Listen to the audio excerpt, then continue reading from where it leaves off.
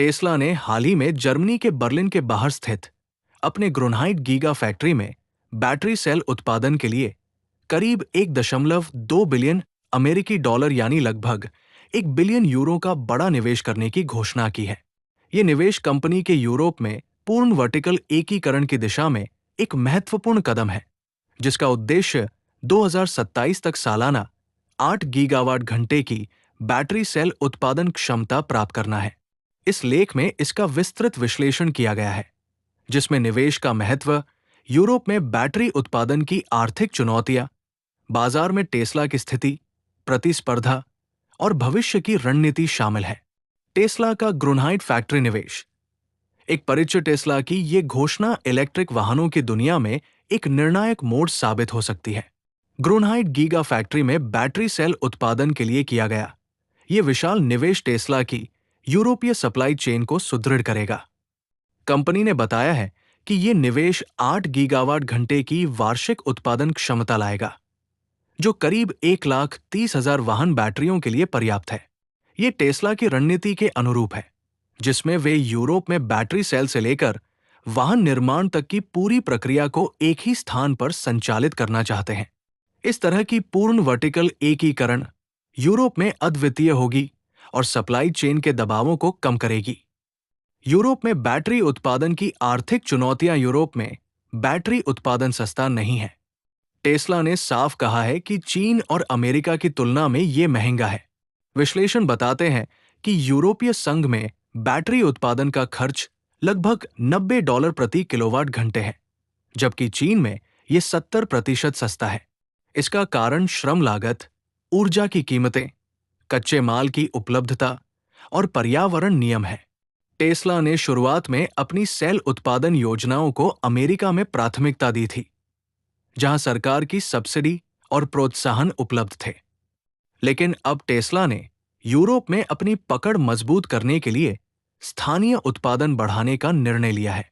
बाजार में टेस्ला की गिरती हिस्सेदारी 2025 में टेस्ला का यूरोप में बाजार हिस्सा घटकर 2.9% रह गया है।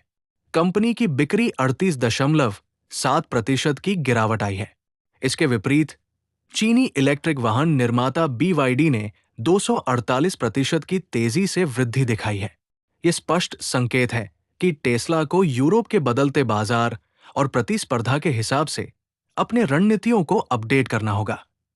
ग्रोनहाइट फैक्ट्री की उत्पादन क्षमता और उद्देश्य। टेस्ला का ग्रोनहाइट संयंत्र 11,500 से अधिक कर्मचारियों को रोजगार देता है और इसका उत्पादन लक्ष्य सालाना 5 लाख वाहन तक बढ़ाने का है।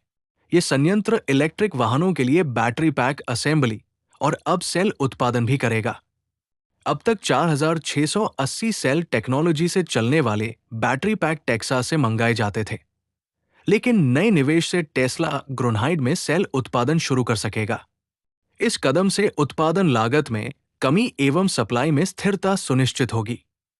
टेस्ला की रणनीति, चुनौतियां और अवसर। टेस्ला के लिए यूरोप में बैटरी उत्पादन की आर्थिक महंगाई एक बड़ी चुनौती है, परंतु स्थानीय उत्पादन से सप्लाई और लागत नियंत्रण में वृद्धि होगी। ये टेस्ला को अधिक प्रतिस्पर्धात्मक बने रहने में मदद करेगा। अत्याधुनिक तकनीक, स्वच्छ ऊर्जा उत्पादन और मजबूत सरकारी नीतियां यूरोप के लिए लाभकारी है। टेस्ला के इस कदम से यूरोप में इलेक्ट्रिक वाहन उद्योग को भी बढ़ावा मिलेगा, जिससे पर्यावरण और ऊर्जा नीति की दिशा में प्रगति होगी। भविष्य की संभावनाएं और टेक्नोलॉजी विकास। टेस्ला अनुसंधान एवं विकास पर ध्यान केंद्रित कर रहा है।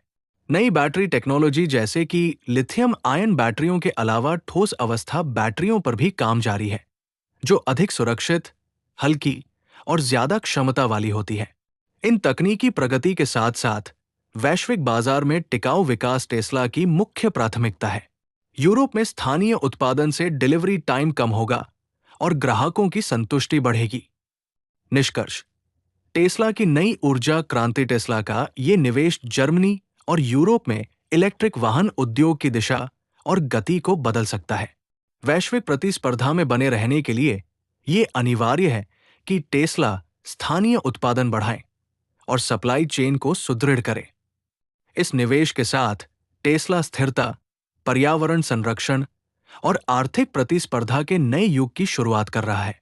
आने वाले वर्षों में इसका व्यापक प्रभाव उद्योग, प्रौद्योगिकी और उपभोक्ता बाजार पर दिखाई देगा। ये विस्तृत लेख टेस्ला के इस बड़े निवेश की विभिन्न पहलुओं की गहराई से जानकारी प्रदान करता है।